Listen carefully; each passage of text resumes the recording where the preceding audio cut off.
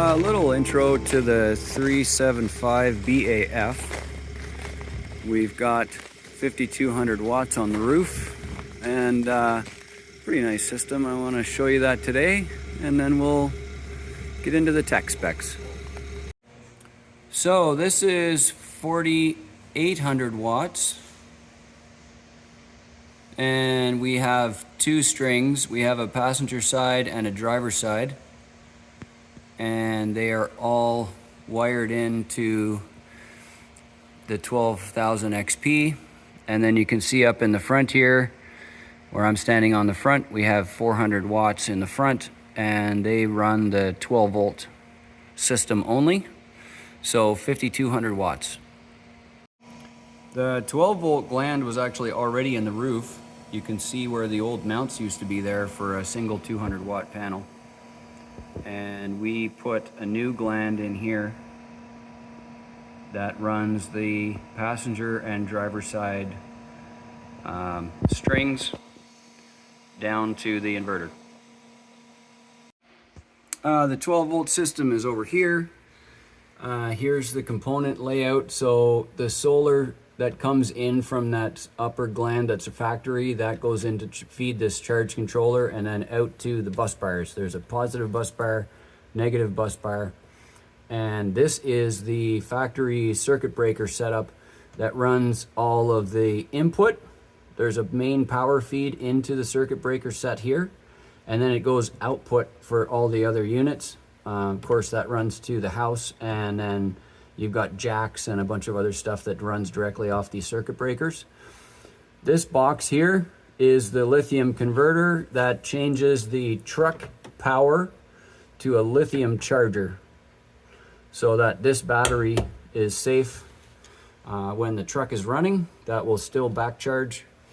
This right here is a 120 volt 12 volt charger for this lithium battery.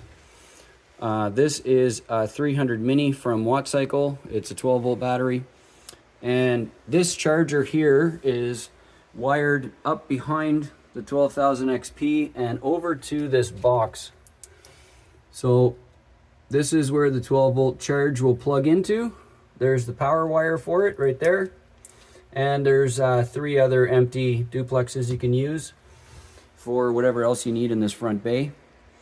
All the other wiring for the XP and everything is all in behind the board.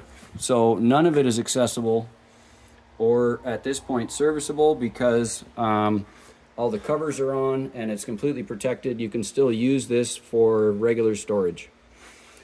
The unit switch you'll see here is actually at the back, and it's right there. It's way down at the back,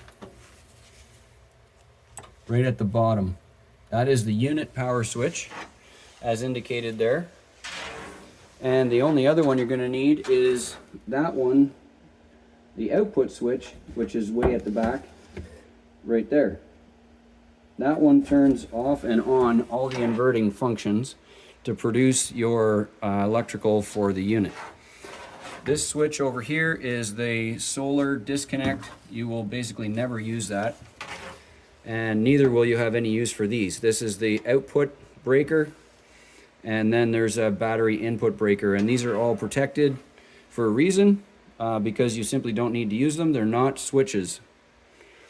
You can see from the display we have two lines of solar showing up. The grid is currently off. The charge cables are off. They're 110, 120, 240 volt output is off. But that's the only display you'll ever need.